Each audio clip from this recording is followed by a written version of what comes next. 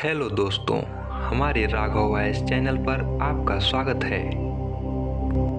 आज हम आपको दिमाग पढ़ने का तरीका बताएंगे।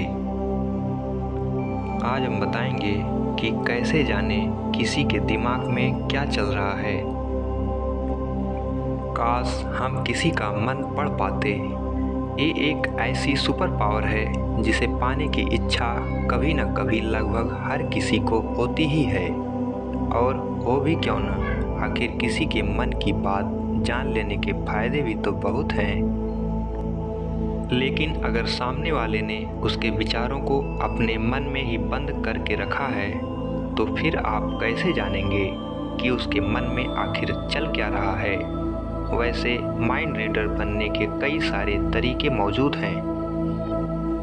अलर्ट रहकर और अपना दिमाग खुला रखकर आप असल में अन्य लोगों की फीलिंग को समझ सकते हैं। इस गाइड में आपको कुछ मनोवैज्ञानिक तरकीबें और सलाह का इस्तेमाल करके दूसरे लोगों के दिमाग को प्रभावी ढंग से पढ़ने के तरीके मिल जाएंगे। विधि नंबर 1, दिमाग पढ़ने का मतलब क्या है।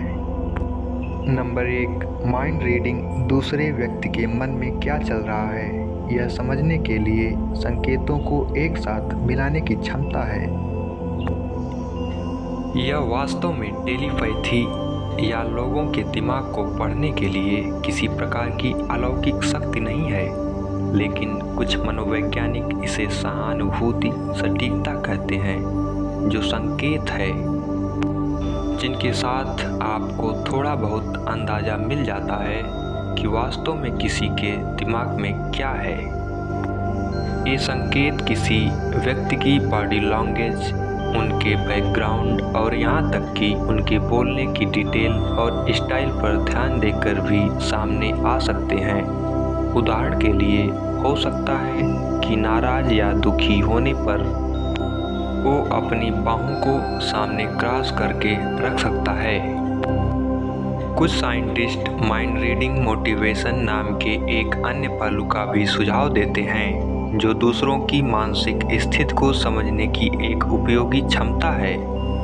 उदाहरण के लिए, माइंड रीडिंग मोटिवेशन में माहिर कोई व्यक्ति अपने फ्रेंड को लगातार डेस्क को अपनी उंगलियों से बजाते हुए देखकर उसके परेशान मूड के बारे में पता लगा सकता है। नंबर 2, दिमाग को पढ़ने की क्षमता को मेंटलाइजिंग या मानसिक गतिविधि समझने के रूप में भी जाना जाता है।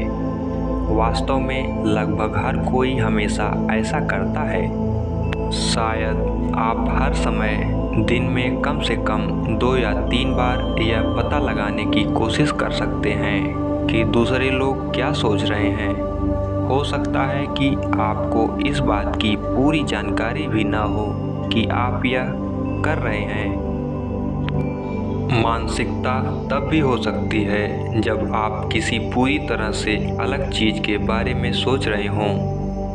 अन्य लोगों की भावनात्मक स्थिति को मानसिक रूप से समझने और समझने में सक्षम होना काम पर, कॉलेज में या आपके निजी जीवन में एक बहुत ही काम आने वाली स्किल हो सकता है। ऐसे क्षेत्र में काम करने वाला कोई भी व्यक्ति जिसके लिए उन्हें अन्य लोगों को अच्छी तरह से समझने की आवश्यकता होती है, जैसे कि राजनयिक, स्वास्थ्य कार्यकर्ता या व्यवसायी, अपने मेंटलाइजेशन स्किल्स में सुधार से बहुत लाभान्वित हो सकते हैं। स्टडीज से पता चला है कि आमतौर पर महिलाएं पुरुषों की तुलना में मेंटलाइजेशन में बेहतर होती हैं। ऑटिज्म से पीड़ित लोगों को मेंटलाइज करने में मुश्किल हो सकती है। ऑटिज्म से पीड़ित कई लोगों के पास अन्य लोगों की भावनाओं को समझने में उनकी कठिनाई का सामना करने में मदद करने के लिए समय से पहले बातचीत का अभ्यास करने जैसी रणनीतियाँ होती हैं। नंबर 3, माइंड रीडिंग सटीक विज्ञान पर आधारित नहीं है, इसलिए इसके इस्तेमाल के साथ सावधान रहें। ऐसा अनुमान न लगा लें कि दूसरा व्यक्ति क्या सोच रहा है या क्या महसूस कर रहा है, इसके बारे में आप 100% जानते हैं। माइंड रीडिंग एक शिक्षित अनुमान है जिसमें आप केवल प्रासंगिक सुरागों के आधार पर अनुमान लगा रहे होते हैं, यानी आपका अनुमान कभी कभी गलत भी हो सकता है। याद रखें, दूसरे लोग क्या महसूस करते हैं ये केवल वो ही जानते हैं, इसलिए यह सोचने की कोशिश न करें कि आप उनसे बेहतर जानते हैं कि उन्हें क्या चाहिए।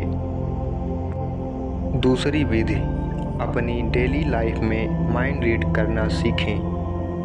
पॉइंट नंबर 1, बातों और चुप्पी पर ध्यान दें, यानी दूसरा व्यक्ति कहकर और बिना बोले क्या कह रहा है इस पर पूरा ध्यान दें। जब कोई आपसे बात करे तो अपने आप से पूछें कि वो कौन सी सबसे महत्वपूर्ण चीज़ों के बारे में आपको बता रहे हैं। सक्रिय रूप से सुनने के कौशल का प्रयोग करें, उन्हें टोकने से बचें, सुनें, सवाल पूछें, दूसरे व्यक्ति को जवाब देने के लिए समय दें और सुनते रहें। गहरी बातचीत किसी को समझने का एकमात्र तरीका नहीं है। छोटी सी बात आपको यह देखने का मौका देती है कि औपचारिक और आकस्मिक स्थितियों में बोलते समय वह कैसा व्यवहार करता है।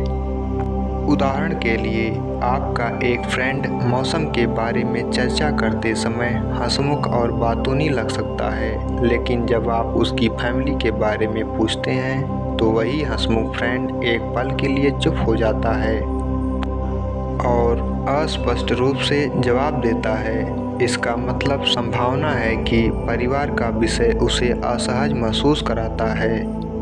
उदाहरण के लिए आप पूछ सकते हैं, आपकी बहन कैसी है?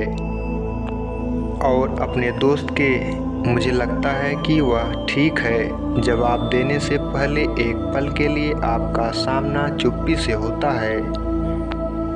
इस उदाहरण में आपके फ्रेंड को अपनी बहन के साथ संबंधों में समस्या किसी तरह की हो सकती है, क्योंकि उसने वह ठीक है के बजाय मुझे लगता है कहा था। नंबर 2, उनकी बॉडी लैंग्वेज पर ध्यान दें। अन्य लोगों की मेंटल स्टेट को समझने के लिए बॉडी लैंग्वेज रीड करना एक ज़रूरी स्किल है, लेकिन इसे सीखने के लिए अभ्यास की आवश्यकता होती है। बॉडी लैंग्वेज लोगों के बारे में ऐसी बातें बता सकती है जो वे कहना नहीं चाहते, या शायद उन्हें खुद भी उसका एहसास न हो। अगर कोई हाँ कहता है लेकिन उसकी शारीरिक भाषा नहीं कहती है तो यह इस बात का संकेत हो सकता है कि कुछ गड़बड़ है। किसी की बॉडी लैंग्वेज को पूरी तरह से समझने के लिए समर्पित पूरी की पूरी किताबें मौजूद हैं, लेकिन आपके लिए सीखने की शुरुआत के लिए यहाँ पर ध्यान देने योग्य बातें हैं। आँखें, जब लोग कुछ ऐसा देखते हैं जो उन्हें उत्तेजित करता है, जब वो एक कठिन निर्णय ले रहे हों या जब वो स्ट्रांग फीलिंग का अनुभव कर रहे होते हैं, तब उनकी पुतलियां फैल जाती हैं। पोस्चर यानी मुद्रा, आप जिस व्यक्ति से बात कर रहे हैं क्या वो कठोर है और तनावग्रस्त या तनाव मुक्त लगता है? यह आपको इस बात का संकेत दे सकता है कि व्यक्ति कितना तनावग्रस्त है। चेहरे के हाव भाव, एक सच्ची मुस्कान में केवल होठों का इस्तेमाल नहीं होता है। अगर कोई वास्तव में मुस्कुरा रहा होता है तो आप शायद उसकी आंखों के चारों ओर मुस्कान की रेखाएं या छोटी झुर्रियां देखेंगे। वही भावों को चढ़ाया हुआ व्यक्ति या तो उदास या फिर गुस्से में होगा। हाथों की अभिव्यक्ति, जो कोई घबराया हुआ होगा वो अपने हाथों में एक पेन, पेंसिल या और कोई चीज़ लेकर बेचैनी में उससे खेल सकता है। बोलने का स्वर, एक व्यक्ति जो कंफर्टेबल होता है उसकी आवाज़ आमतौर पर शांत, वार्म या आत्मविश्वास से भरी होती है। वहीं इसके विपरीत आप व्यक्ति के स्वर में नाराज़गी या क्रोध महसूस कर सकते हैं। नंबर 3, व्यक्ति की पृष्ठभूमि पर विचार करें। कोई व्यक्ति किसी भी समय क्या सोचता है, उम्र, संस्कृति और विश्वासों का इस बात पर बहुत प्रभाव पड़ता है। दूसरे व्यक्ति की पृष्ठभूमि के बारे में आप जो जानते हैं उसका उपयोग उनकी मानसिकता को समझने के लिए करें। उदाहरण के लिए, यदि आप किसी बुजुर्ग व्यक्ति को एक बिजनेस डील का प्रस्ताव देते हैं तो वो एक युवा व्यक्ति की तुलना में व्यावसायिक जोखिमों पर विचार करने पर अधिक ध्यान केंद्रित कर सकता है, जो तुरंत इसे स्वीकार करने के लिए उत्सुक होता है। अधिक पारंपरिक और अंतर्मुखी संस्कृति से आने वाला कोई व्यक्ति परेशान होने पर भी विवाद झगड़े से बचने की कोशिश कर सकता है।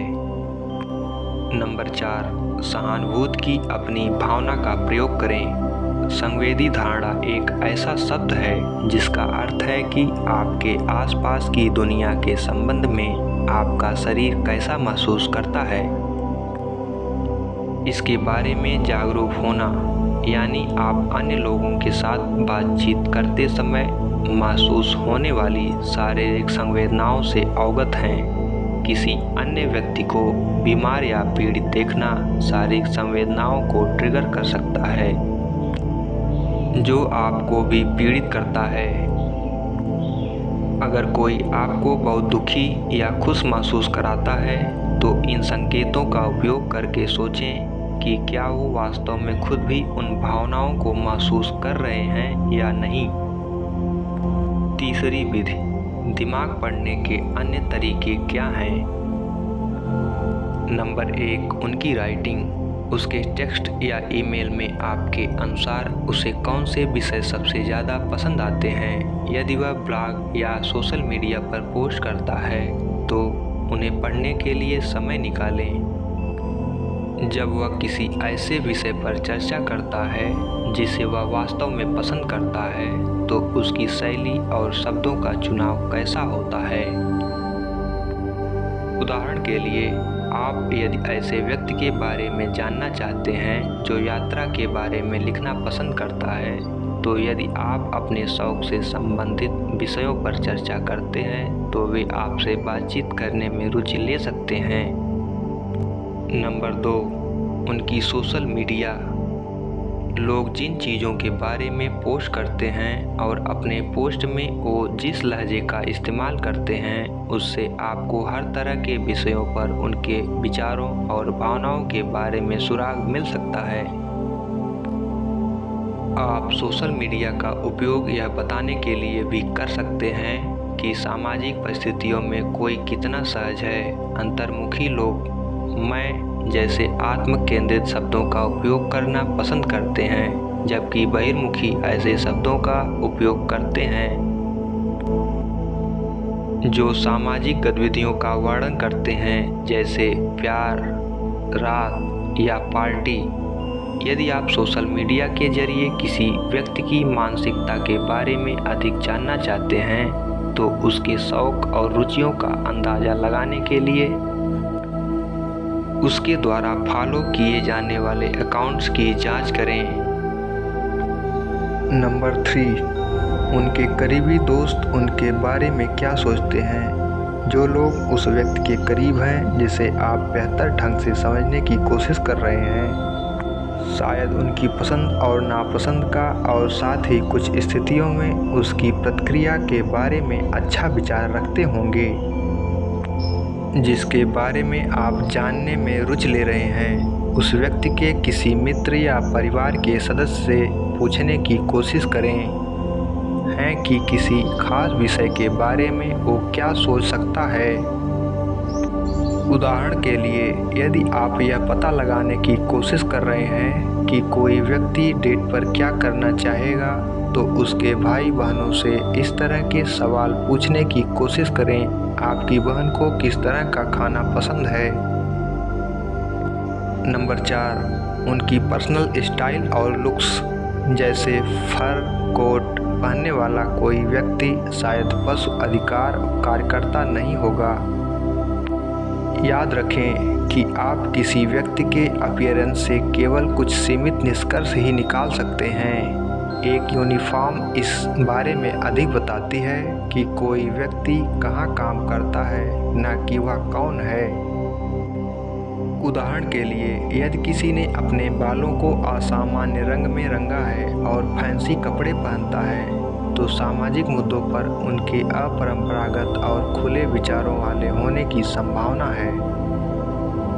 विधि नंबर 4, एक बेहतर माइंड रीडर बने।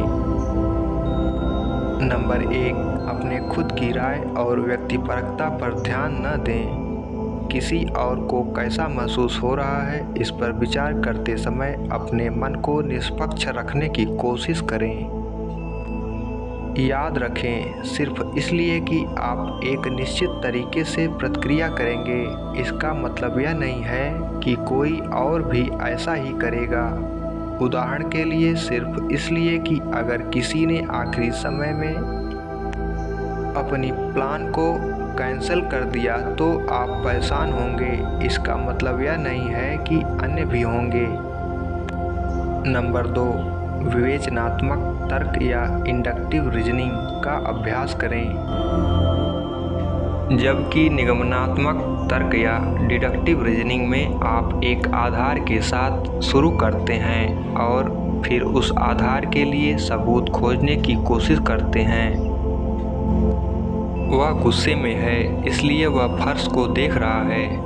आगमनात्मक तर्क इंडक्टिव रीजनिंग में आप ठीक विपरीत करते हैं। वह फर्श को देख रहा है, इसलिए हो सकता है वह गुस्से में है।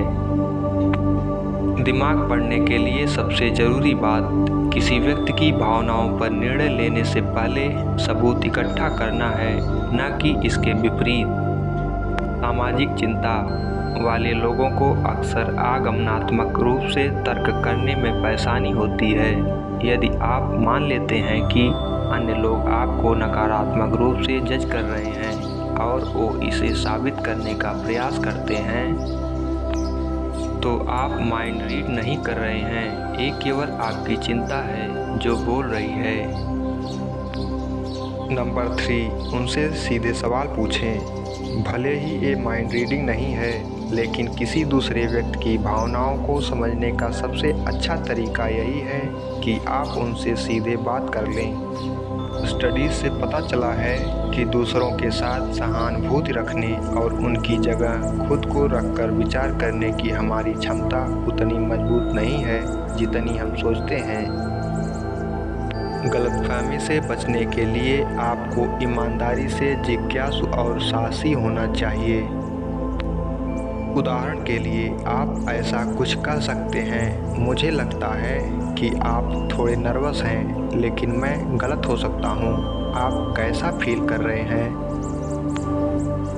या आप ऐसा कह सकते हैं, मुझे लगता है कि आप मेरे साथ समय बिताना पसंद करते हैं, लेकिन मुझे समझ नहीं आ रहा है इस शाम के बारे में आप कैसा फील कर रहे हैं। सलाह, आने वाले समय में मशीनें इलेक्ट्रॉनिक संकेतों के माध्यम से हमारे विचार पैटर्न को पढ़ने में सक्षम होंगी। यदि आप वास्तव में दिमाग पढ़ने में रुचि रखते हैं, तो आप तंत्रिका विज्ञान में करियर बनाने पर विचार कर सकते हैं। तो दोस्तों, ये वीडियो आपको कैसी लगी हमें कमेंट में ज़रूर बताएं और मेरे चैनल को लाइक, शेयर एवं सब्सक्राइब करना ना भूलें। धन्यवाद। आपका दिन शुभ हो।